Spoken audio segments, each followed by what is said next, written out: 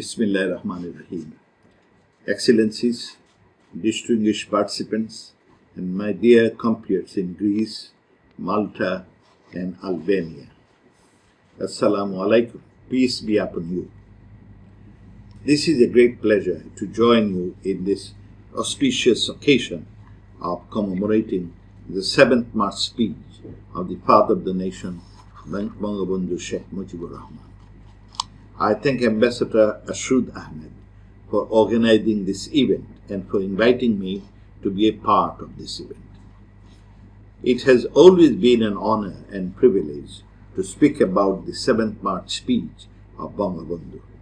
His speech had united the whole nation in its most difficult time, encouraged and directed towards the independence. To fully appreciate the magnificence of this speech, one has to understand the context in which it was delivered.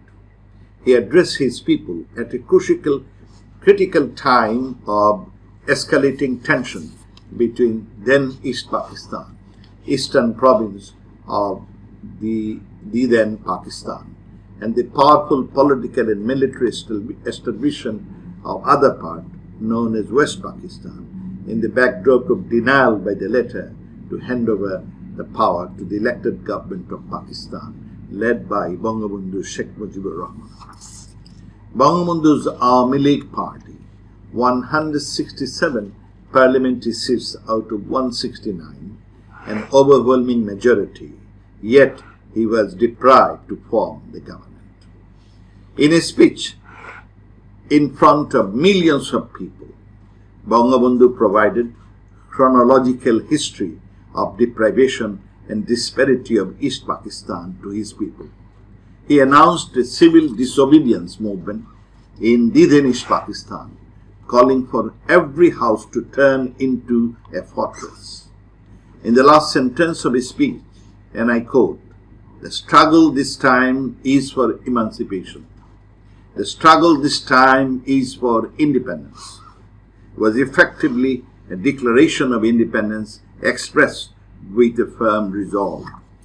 It proved to be momentous when the call for action came in the early hours of March 26, 1971, when Pakistan government let loose a genocide in then East Pakistan. His call touched every Bengali heart and mobilized the whole nation to prepare for the ultimate sacrifice they made in the 9 months long liberation war that began 18 days later of the 7th March speech. The master stroke of the speech is that it said everything without giving his opponent elements that could be used to hold Bengali people responsible under international law of secession. Although by then everyone knew that the country Pakistan had actually broken up in every sense, the nonsense of the legal world had to be observed, and Bangabandhu did so most dexterously, besides the beauty and the craftsmanship of his speech. The power of his communication, which transformed itself into a classic in the history of political oratory, and conferring his orator as the poet of politics. Therefore, it did not surprise us when UNESCO included his 7th March speech of Bangabandhu into the memory of the World International Heritage Register in 2017. The speech that inspired millions of Bengali people to establish their rights of self-determination and later to build a hunger and poverty-free modern Bangladesh is now encouraging all those who are struggling to establish their legitimate rights at different corners of the world. I thank you all for your patient hearing. I wish also success to this webinar. Joy Bangla, Joy Bangabandhu, may Bangladesh live forever. Thank you.